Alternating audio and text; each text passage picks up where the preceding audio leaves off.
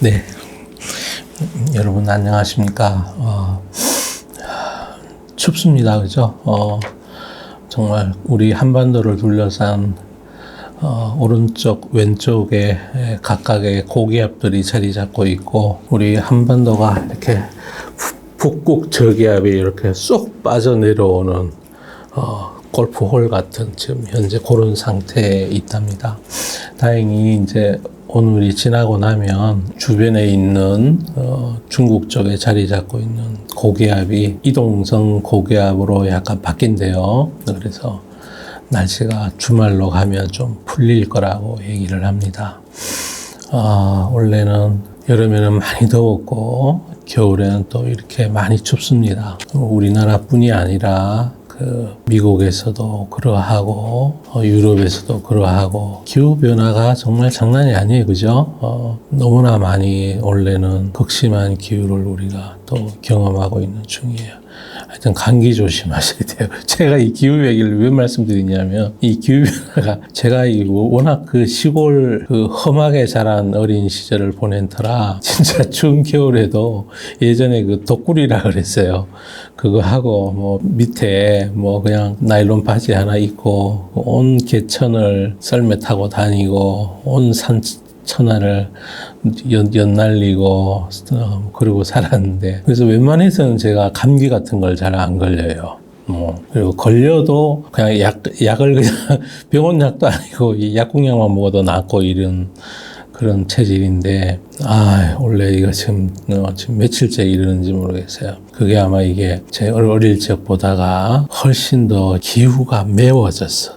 진짜 매워진 것 같아요. 그런 것 같습니다. 날씨만 추운 게 아니라 우리 시장도 지금 정말 연초 들어서 처음에는 해마다 반복되는 이슈로 그러다가 저조한 성과를 보이다가 지금은 이제 또 어떤 뚜렷한 이유가 또 생겨 있어요. 그래서 또 주가가 별로 좋지 않아요.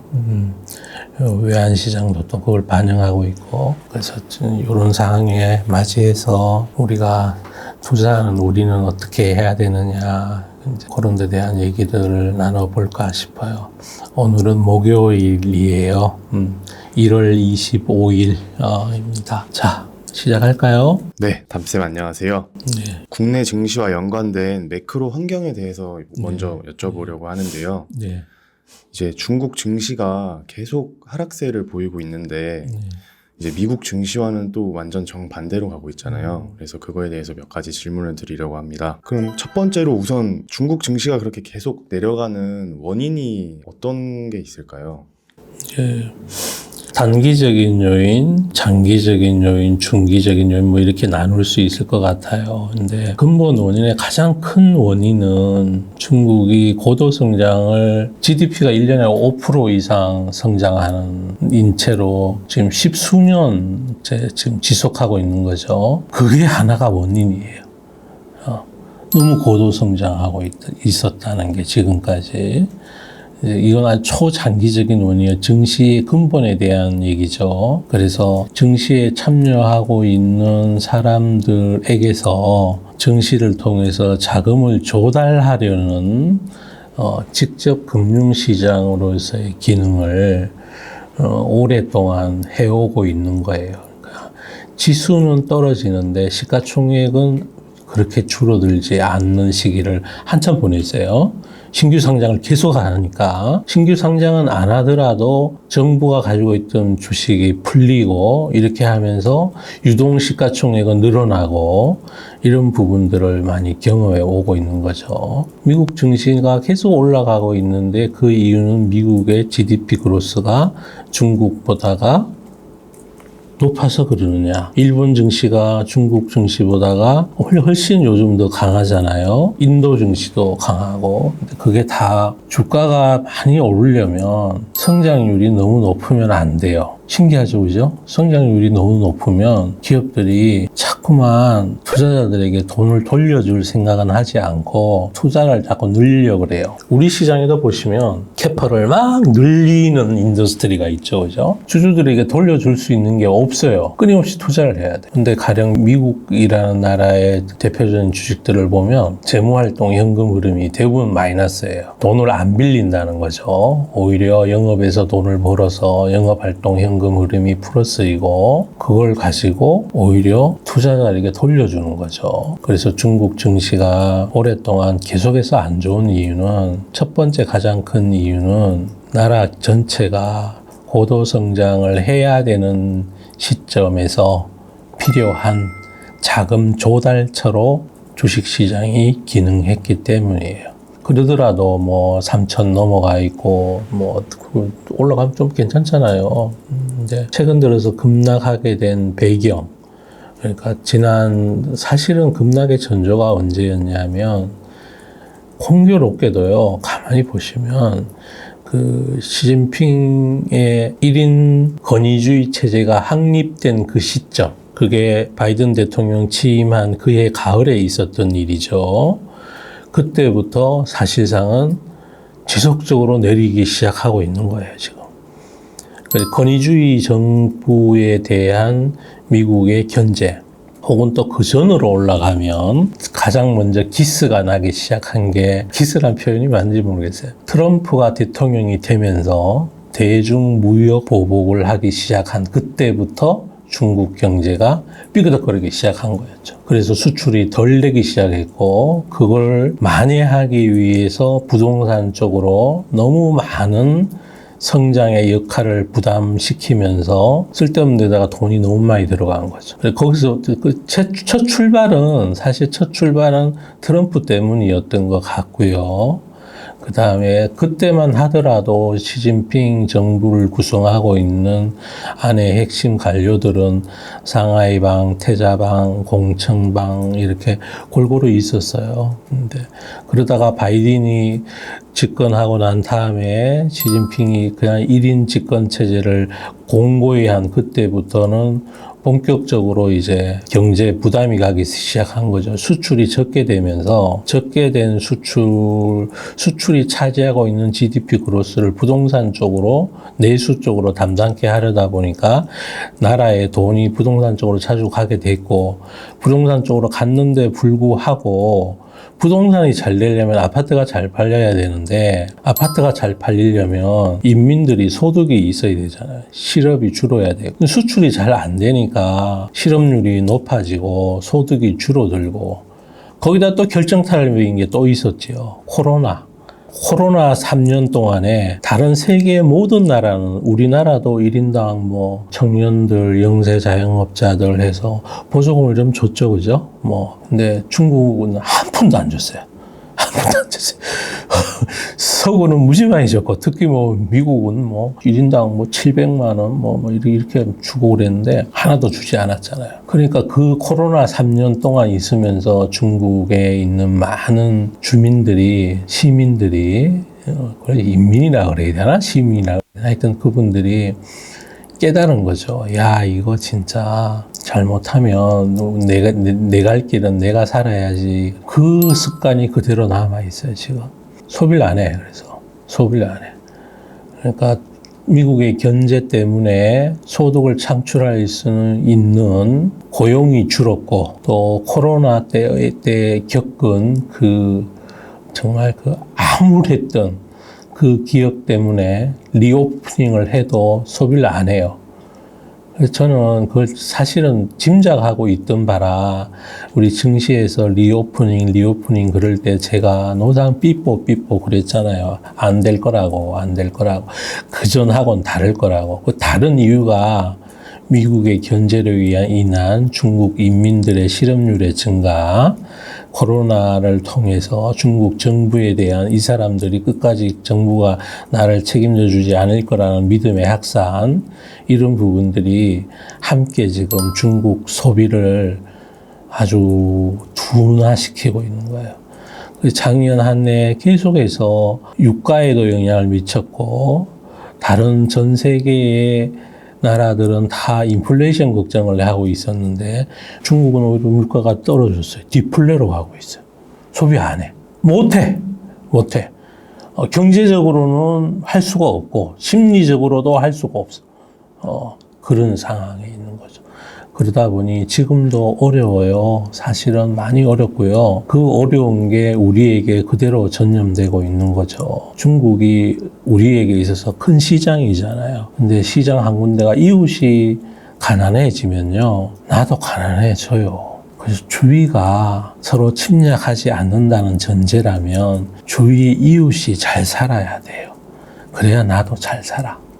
뭐 복잡한 얘기를 제가 해드릴 수도 있어요. 무슨 지표가 어떻게 됐고, 뭐가 CPI가 어떻고, 대출이 어떻고, 그건 뭐 신문에도 많이 나오지만, 근데 중국이 현재 어려움을 겪고 있는 원인은 딱 그거죠. 미국의 견제, 권위주의 정권의 등장, 그리고 소비자들의 수출이 부진해지면서 겪게 되는 소비 부진. 이게 총체적으로 영향을 미치고 있고, 증시 부진은 거기에 한 발 더 나아가서 권위주의 정부가 주식 어떤 업종이나 섹터에 대해서 엄청난 영향을 미쳐버리잖아요. 말 한마디로 막 게임 섹터가 막 왕창 내렸다가 말 한마디로 또 리바운드 했다가 그거는 시장에 좋지 않아요. 좋지 않아요. 주식 투자하는 사람은 오직 그 어떤 기업이 생산하는 서비스와 재화가 잘 팔릴 건가 안 팔릴 건가를 예측해서 투자하는 게 가장 좋은데 중간에 정부가 막 이래라 저래라 해버리면 디스카운트 요인이죠. 또 말이 길어졌습니다. 네, 담쌤 잘 들었습니다. 그러면은 이제 우리나라가 산업적인 측면에서도 그렇고 지리적인 특성도 중국과 많이 붙어 있어서 중국의 영향을 되게 많이 받는데 이제 국내에 투자하는 투자자들은 이런 중국 리스크를 어떤 식으로 대응하고 반응을 해야 될까요? 우선 첫 번째는요. 중국을 너무 무시하시는 건 안 맞아요. 왜 안 맞으냐면 중국의 GDP가 우리나라가 작년에 한 1.7조 달러 정도 되거든요. 우리나라 전체 GDP가. 중국이요. 17조 달러예요. 우리의 10배예요. 글로벌 넘버원인 미국이 26조 달러 정도 되니까. 그러면 우리가 중국이라는 나라가 1인당으로 보면 우리보다 못 사는 나라지만 전체 국력의 크기인 GDP 총액을 보면 우리의 10배인 거예요. 근데 우리 투자자들 사이에 그냥 중국 그러면 아유 쟤들 뭐 잘하는 거 있겠어 뭐 이렇게 되는 게 제법 있어요. 그런데 안 그래요. 그 관련된 중국하고 경쟁하는 어떤 섹터 산업에 대해서는 우리 두부님들은 각별히 그걸 너무 애국심으로만 투자를 결정하시면 안 돼요. 여러분 그 부분들이 애국하는 유일한 길은 돈 버는 게 애국하는 것이 그 외에 어떤 기업하고 같이 운명을 같이 해서 내가 소중하게 평생을 쌓아온 근로소득을, 자영업 소득을 그렇게 허황되이 날릴 수가 없어요. 중국하고 경쟁하는 거는 피해라. 이제 제가 드리고 싶은 말씀이에요. 예. 네, 그러면은 이제 미국 기업들에 대한 경쟁력 같은 거는 다들 잘 알고 계시는데 그런 것처럼 중국 산업들의 경쟁력에 대해서도 알고는 있으셔야겠네요. 알고 있어야 되는데 깊이 있게 공부 안 하시고 무조건 무시하시는 경향이 많아요. 우리가 지금 1인당 GDP로 일본을 지금 거의 대등하거나 넘어서고 있는데 일본의 인구가 우리보다 되게 많잖아요. 우리 한 3배, 2.5배 정도 되죠. 근데 일본 GDP 기준으로 보면 일본은 우리보다가 2.5배 이상 큰 나라예요. 중국은 우리보다 10배이고 우리 이웃에 경제적으로 우리보다 강한 나라가 2개가 자리 잡고 있어요. 북한은 경제적으로는 진짜 뭐 우리하고 얘기할 수 없는 거니까. 그러면 경제적으로 강한 일본은 우리보다 기술적으로도 한때 강하다 그랬고 우리가 일본을 많이 추격했죠. 그 다음에 중국은 기술적으로는 지금 우리보다 못하다고 그러고 있는데, 그래도 뭐 우주 기술은 우리보다 더 잘하죠. 더 잘하는 거 많이 있어요, 지금도. 점점 기술적으로 추격해 오고 있고, 경제 규모 단위로는 훨씬 더 큰 나라가 되었어요. 그러면 이 두 나라에 대해서 우리 투자자들이, 우리 국민들이 어떤 태도를 취해야 되느냐. 지피지기면 백정백승이라 그러잖아요. 그거는 맞는 얘기거든요. 그럼 지피가 뭐예요? 알아야 된다는 거잖아요. 근데 알지는 않은 채로 민족적 감정에만 기반해서 혐일, 혐중 이런 태도는 우리 국가 앞날에 별로 바람직하지 않아요. 그래서 지일하고 지중해서 그런 다음에 우리 스스로의 위치를 안 다음에 극일하고 극중해야 되는 거죠. 그렇게 하는 게 우리가 요 동북아에서 계속해서 큰소리치고 살아갈 수 있는 거 아닐까요? 그래서 우리가 중국이라는 산업에 대해서, 산업 경쟁력에 대해서 공부를 깊이들 해보셔야 돼요. 에너지 요금이 우리보다 싸고 인건비도 싸고 원재료 시장에서 더 가까이 인접해 있어요. 만만치 않아요. 우리는 그 관련된 경쟁되는 비즈니스는 우리가 하면 할수록 시간이 지나놓고 보면은 게임에서 이길 수가 없을 거예요. 그 대신에 그럼 우리는 그럼 어떡하냐? 그보다 더 하이테크로 가야죠. 하이테크로 가야 되고 현재 기술 회사가 있는 산업을 더 기술 회사가 있게 만들어야 되고 그렇게 할 수밖에 없어요. 네, 잘 들었습니다. 그러면 이제 중국과는 반대로 미국 증시는 되게 굉장히 좋아 보이는데 미국 증시가 앞으로도 이 기조를 계속 가져갈 수 있을까요? 미국 증시는 좋아 보이는 게 아니라 좋아요. 확실히 숫자로 나타나 있어요. 최근 10년간 지수 기준으로 보더라도 미국 시장보다가 주가가 많이 오른 동네가 없어요. 아주 압도적이에요. 압도적이에요. 한국 코스피가 10% 오르는 동안에 미국 다우만 하더라도 거의 100%가 올랐어요. 지금 10년 동안에. 그 사이에 중국은 마이너스로 많이 내려갔고요. 일본도 이제 거의 회복해 와 있는 수준이죠. 그 사이 좋은 나라가 인도였고, 중국이 힘들어지면서 홍콩도 같이 힘들어져서 요즘 ELS 투자자들이 힘들어요. 앞으로 어떻게 될 것 같으냐? 저는 더 좋을 가능성이 크다라고 생각해요. 왜냐하면 제가 자꾸 말씀드리지만 돈은 돈 따라가는 거거든요. 거기는 신규 유증 물량이 거의 없다고 보시면 돼요. 우리가 알고 있는 매그니피션스 7 혹은 또 그 밑에 있는 수많은 우량주들 가서 현금 흐름표를 한번 보시면요. 깜짝 놀라실 거예요. 우리는 회사가 걸핏하면 전환사채 발행하고 유상증자하고 이러잖아요. 거기는요. 거의 안 하신다고 보시면 돼요. 오히려 시장에서 주식을 매입해서 소각해버리는 일을 계속 반복하고 있어요.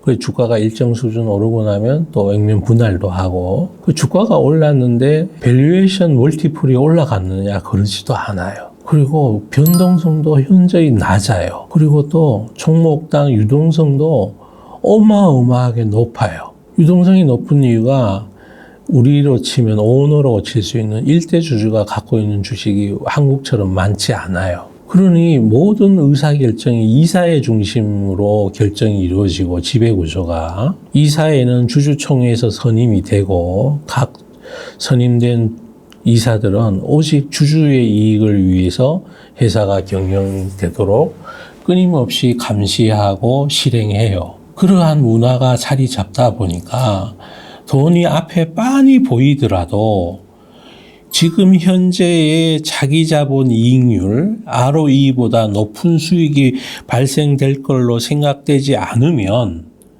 돈이 보이더라도 공장을 증설하지 않아요. 지금 현재 ROE가 가령 20% 나온다고 쳐요. 주주들이 납입한 자금에 대해서 1년에 20%의 이익을 이 회사가 내고 있는데 새로 공장을 가령 어떤 군수회사다. 새로 무슨 전투기 공장을 새로 하나 더 지으면 잘 팔리니까. 근데 거기 마진율이 박해서 ROE가 15%로 회사 전체가 떨어진다 그러면 이익이 나도 안 져요. 그게 주주 중심 경영이에요. 근데 우리는 안 그러잖아요. 내가 예를 들어 비유하자면 내가 예를 들어 수박을 먹고 싶어서 수박을 샀는데 갑자기 쪼개봤더니 그 안에 수박이 있는 게 아니라 엄한 게 갑자기 안에 막 들어와 버리게 된 거잖아요. 그래서 미국의 주식시장이 강한 이유가 여러 군데 도사리고 있어요. 또 있죠. 미국은 개인 투자 비중이 높질 않아요. 중국 시장은 개인 투자가 비중이 90%가 넘어요. 우리 시장도 개인 투자가 증시 참여 비중이 높죠.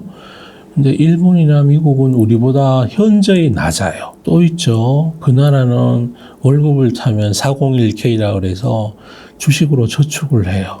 주식을 사서 계속 쟁인다는 거죠. 그러면 이거에 대해서 그 주식 시장에 있는 기업들도 고스란히 보상을 해주고 있잖아요.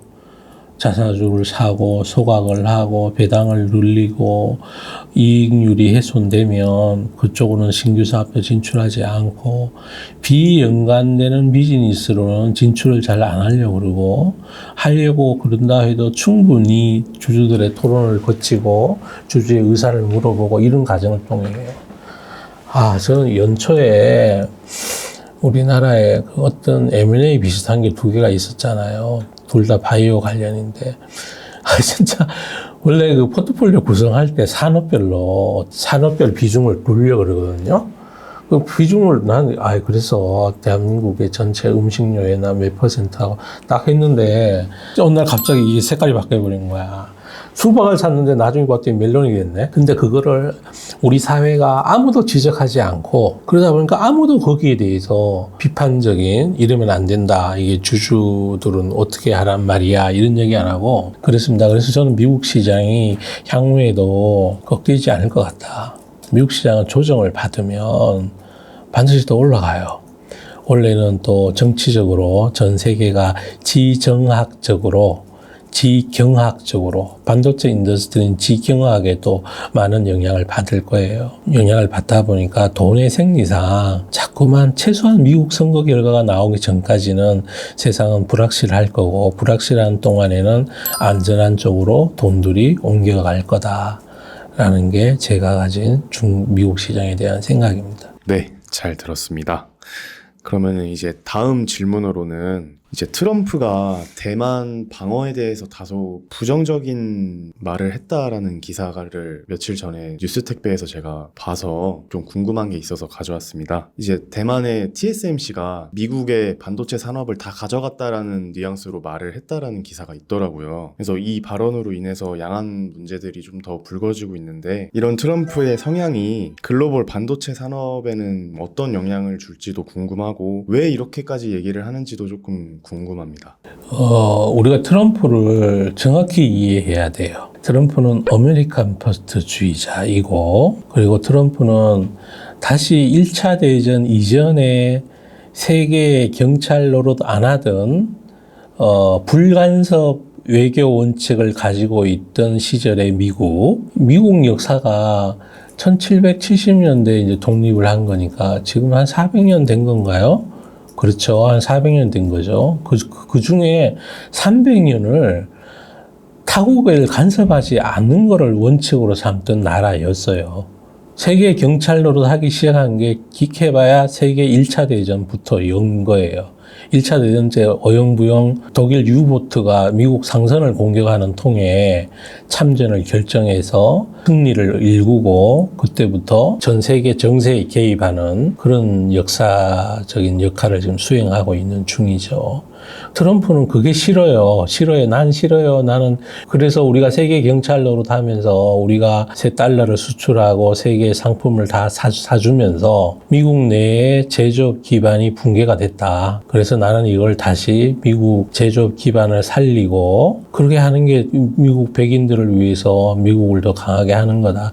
이렇게 작심하고 있는 사람이에요. 그러면 그게 대만 문제가 됐든 굳이 대만 문제만이 아니에요. 우크라이나 문제가 됐든 나토 문제가 됐든 중동의 어떤 문제가 됐든 우리나라의 문제가 됐든 트럼프는 항상 대가를 요구할 거예요. 내가 너네 경찰로 해줄 테니 그 대신에 돈을 달라.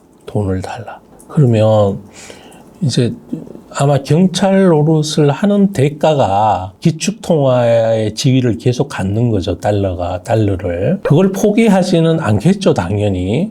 그러니 지금 언론에서 나오고 예측하는 것처럼 미국이 완전히 경찰 노릇을 포기할 한다. 대만에 대해서 불간섭하겠다. 그러지는 않을 거고요. 제 생각에. 그리고 우리가 확장 억제해서 우리가 지금 막 북한하고 대치하고 있는 상태잖아요. 이 상태에서 트럼프가 야, 뭐 우리 주한미군도 철수하고 확장 억제 안 할랜다. 끝까지 그렇게 갈 거다. 그렇게는 생각 안 해요. 또 나토에도 철수한다고 그러잖아요. 지금요. 지금 트럼프가요. 대만 한국뿐이 아니에요. 지금 전 세계 그 미국의 군사력이 파견돼 있는 모든 곳에서 아니 뭐 안 하겠다고 지금 그러고 있는 거예요.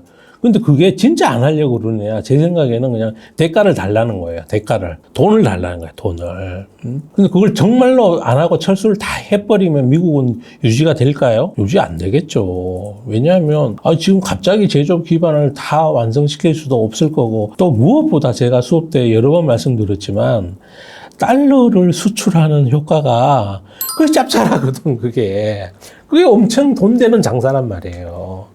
그래서 이제 저는 트럼프가 되고 나면 처음에는 더 시끄러울 것 같고요. 그 다음에는 하나 둘씩 협상의 테이프를 해서 밑으로 이제 돈이 오고 가지 않을까. 이제 그렇게 생각해요. 그러면 반도체 자체가 지금 전 세계적으로 너무나 중요하잖아요. AI 시장 때문에. AI 시장에 AI 반도체 자체를 만들어 파는 엔비디아, 그 다음에 AMD, 그 다음 또 새로 만들겠다 하는 몇 개의 회사 빅테크들이 또 있어요. 이게 가만히 생각해 보시면요. AI 반도체라는 거는 우리 인류의 장기로 치면 뇌 조직인 거예요. 뭐 신장, 뭐 위장, 뭐 이런 게 우리 신체 조직이 있을 거 아니에요. 그죠? 그 중에 이 뇌에 해당하는 거예요. 뇌에 해당하는 거니까 엄청 비싸게 지금 팔리고 있는 거죠. 그런데 어쨌든 뇌 조직 내에서도 특히 이제 명령을 담당하는 핵심 지역을 판매하는 거고, D램, 우리 삼성이 만들고 이런 반도체 이거는 그 서브되는 다양한 뇌세포에 해당하는 거를 감당하겠죠. 그럼 어마어마하게 중요한 인더스트리인 거죠. 반도체 인더스트리라는 게. 그러면 트럼프 입장에서는, 그 다음에 중국 입장에서는 중국이 아직 반도체 쪽에 하이테크 기술은 못 따라와 있어요. 그리고 이 반도체는 하이테크 반도체가 아니면 반도체가 아니에요. 왜 그러냐면 너무 과도한 전력 소비 때문에. 아주 고급품이어야 된다고. AI 시장에서 자기가 경쟁력을 가지려면. 그러면 여기에서 중국 입장에서도 한국의 반도체가 너무 중요하고, 미국 입장에서도 중국이 지금 17조 달러로 미국의 턱밑까지 GDP를 추격해 와 있는데 중국을 더 발전하지 못하게 좀 억누를 수 있는 유일한, 어쩌면 제일 중요한 게 반도체일 수 있어요. 왜냐하면 앞으로의 세상에서는 이 AI가 너무나 중요하니까. 그래서 트럼프가 되든 바이든이 그대로 있든 간에 한국의 반도체 기업에 대한 중국의 구애와 미국의 견제는 계속될 거예요. 그러면 대만과 관련해서 트럼프는 어떤 입장을 취할 것 같으냐. 대만에 중국도 미국도 엄청 탐나는 게 대만에 있어요. TSMC, 대만 반도체. 중국 입장에서 보면 TSMC를 통해서 안정적으로 반도체를 공급받을 수 있으면 한국의 반도체 회사가 AI 반도체를 만들지는 않거든요. 엔비디아나 AMD의 반도체 생산은 누가 하냐? TSMC가 한단 말이에요.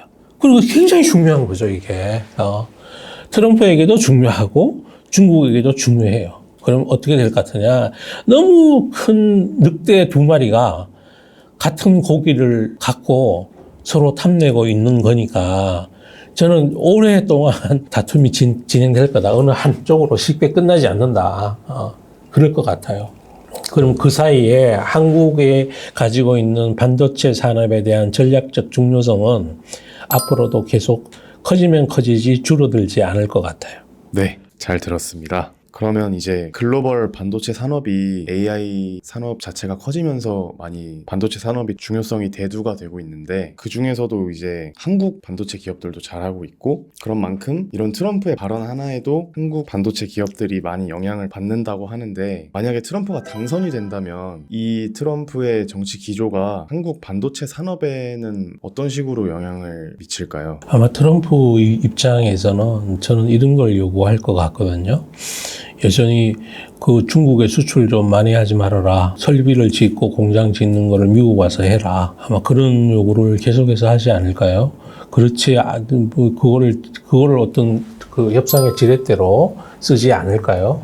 그러면서, 그러니까 우리 입장에서는 또 우리 한국의 반도체 기업 입장에서는 우리 수출에 많은 부분이 또 중국에 의존하고 있으니까 우리는 그렇게 할 수가 없어요라고 얘기하면서 다른 또 이 협상 대안을 제시할 거고. 근데 어쨌든 그건 현재 상황에서는, 이걸 개선할 수 있는 게 없잖아요. 우리가 그걸 갑자기 중국 말고 다른 시장에다가 반도체를 인도로 많이 팔고 미국으로 많이 팔고 그것도 불가능한 거고, 중국 입장에서 한국의 메모리를 제외하고 다른 어디서 조달할 것도 없는 거고, 미국 입장에서도 중국이 계속 성장하게 내비둘 수도 없는 노릇이고, 이렇게 많이 요런데 이웃을 완전히 그냥 서로 궁피베게 만들게 이렇게 할 수는 없는 거고, 그 사이에 어느 지점인가 타협이 이루어질 거다, 저는 그렇게 봅니다. 바꿀 수 없는 현상을 가지고 극단적으로 치킨으로 달리는 국제적인 협상은 없으니까요. 어디선가에 접점이 만들어지겠지요. 그래서 저는 뭐 크게 손해볼 일은 없지 않을까 싶은데요. 그냥 뉴스만 많이 시끄럽겠죠. 뉴스는 시끄럽고, 뉴스가 시끄러워야 우리 기업이나 정부 입장에서 협상력을 갖는 거니까. 근데 뭐 아직은 먼 얘기지만 올 한 해 내내 아마 이 트럼프와 관련된 유불리 요인들을 시장이 주가에 다 반영을 할 거예요. 정작 선거 결과가 나오면 시장은 아무 일 없었다는 듯이 미리 선반영을 다 하고 잔잔히 흘러갈지 몰라요. 최초에 트럼프가 되던 그 해에 미국 시장은 굉장히 혼란스러워 했거든요. 왜냐하면 그 해에는 트럼프는 아무도 예측하지 않았던 아주 의외의 당선이었고, 원래는 지금 다 이제 주가가 다 반영하고 있죠. 그때는 의외의 당선이니까 주가가 반영하지 않고 있다가 트럼프란 개짜가 됐네. 그래서 막 미국 시장이 조정을 많이 받았죠. 일시적으로. 그랬다가 다음에 그 이상으로 다 올라갔고. 그럼 미국 시장 자체로 놓고 봤을 때는 트럼프의 당선은 호재일 겁니다. 아메리칸 포스트니까. 미국 기업을 더 강하게 만들려고 그럴 거고, 미국 내수 시장을 더 키우려고 그럴 거고, 그 모든 것들이 아메리칸 포스트니까, 미국 시장은 또 이제 트럼프가 당선의 가능성이 높아질수록 요새 미국 시장 강하잖아요. 강한 이유가 이제 아메리칸 포스트야. 네, 그러면은 이렇게 정말 중요한 미국 대선과 많은 선거들을 앞두고 있는 상황에서 이 수업을 보시는 그분님들이 어떤 자세와 어떤 변화에 집중해서 공부를 계속 해나가면 좋을지 마무리 당부의 말씀 한 번만 해주시면 감사하겠습니다. 리스크 관리를 잘 하셔야 돼요. 그리고 그보다 더 중요한 게 이제 리스크 관리와 함께 어디 가서 놀아야 되느냐. 이거 너무나 중요해요. 저는 가끔 이제 이런 생각을 해요.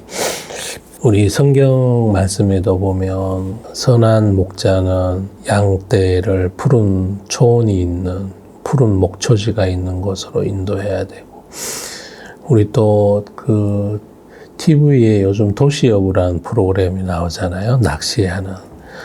좋은 낚싯배 선장은 낚시꾼들을 고기가 많은 곳에 물때에 맞게, 물때가 있대요. 밑에 바닷물에 물이 흘러야 고기가 또 그때 먹이 활동을 하니까. 그러니까 물때에 맞게, 좋은 고기가 많이 낚이는 곳으로 낚시꾼들을 실어 나르는 역할이 낚싯배 선장의 역할. 그리고 또 목동의 역할은 이제 소나 이런 양이나 이런 동물들이 어디에 가면 좋은 풀이 있는지 그쪽으로 이제 몰고 가는 거죠.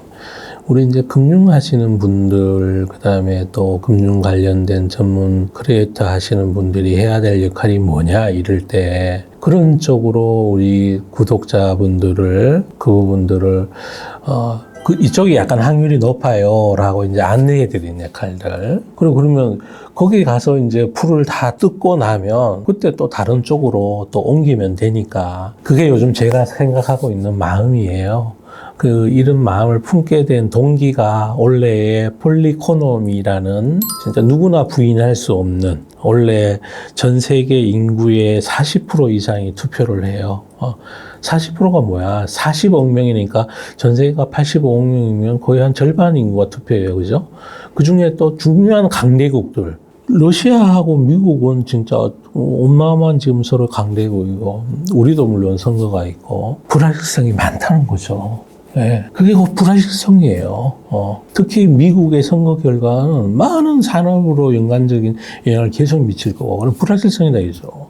불확실성이면, 굳이 불확실성이 높은 곳에 가서 내가, 거기에 가서, 나 혼자라면 그럴 수 있어요. 근데 제가 요즘 이제 어떤 유튜브 이걸 하잖아요. 이건 내가 목동이라는 얘기이기도 하고, 낚싯배 선장이라는 얘기이기도 한 거잖아요. 그러면 제가 깨어 있어서 어느 바다에, 어느 때에, 어느 조금 때 가야 될지, 살일 때 가야 될지, 그때 가면 무슨 고기가 나는지, 그걸 제가 열심히 조사하고 열심히 해야 되는 책무가 저한테 있는 거잖아요. 이제 그런 측면에서 제가 요즘 들어서 낚시터에 대한 얘기를 자꾸 말씀을 드리지요. 그러니까 그쪽이 누가 봐도 안전해요. 그러니까 안전한 걸 안전하다고 얘기해야 되는 거고요. 그래서 원래는 우리 그분들 첫 번째는 이 불확실성이 가시기 전에는 안전한 쪽으로 가 계셔야 된다 라고 자꾸 말씀을 드리고 싶고, 그러다 보면 저절로 돈이 불어나 있을 가능성이 커요. 다시 불확실성이 제거되고 나면, 리스크 온 모드가 되고 나면, 그때 되면 오히려 또 이머징 시장이 더 아웃퍼폼 할 수도 있어요. 저는 그것도 생각하고 있어요. 근데 그러려면 지금 1월 초예요. 지금 1월이에요. 1월. 야구로 치면 12회까지 야구하는데 딱 1회 말이 끝나가고 있는 거예요.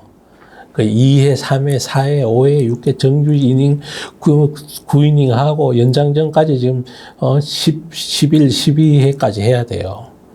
그래서 약간 긴 눈으로, 우리 그분님들 긴 눈으로, 원래 그렇게 30% 먹으면 되는데, 예를 들어 목표 수익이 30이라면, 그러면 아직 시간이 많아요. 그래서 1회는 내가 나와서 삼진을 먹었을 수도 있고, 안타를 못 쳤을 수도 있고, 아니면 안타를 쳐가지고 2루에 갔다가 괜히 3루 도루 하다가, 주루사 할 수도 있어요. 근데, 많이 남았으니까,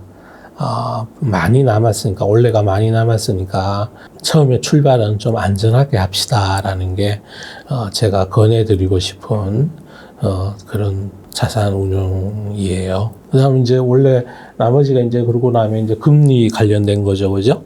이제 금리 된 거는, 채권 시장에 영향을 미치고요. 미국 시장은 신기하게도요, 금리랑 상관없이 올라요. 원래 또 너무나 명확한 큰 새로운 그 메가 트렌드 인더스트리 하나가 지금 문 앞에 와 있어요. 그것 때문에도 영향을 받고 있는 거고요. 그럼 금리 동향 관련해서는 이제 정치적인 이벤트보다는 금리만큼은, 어떤 매크로의 영향에 따라 왔다 갔다 할 거니까 채권 운용하실 때 그것도 함께 체크하시면 될 것 같고, 주식시장은 어떤 펀더멘탈 리스크나 매크로 리스크보다는 어떤 폴리코노미 관점에서도 시장이 움직이고 있다. 이렇게 보시면 맞을 것 같아요. 네. 감사합니다. 대박 하십시오.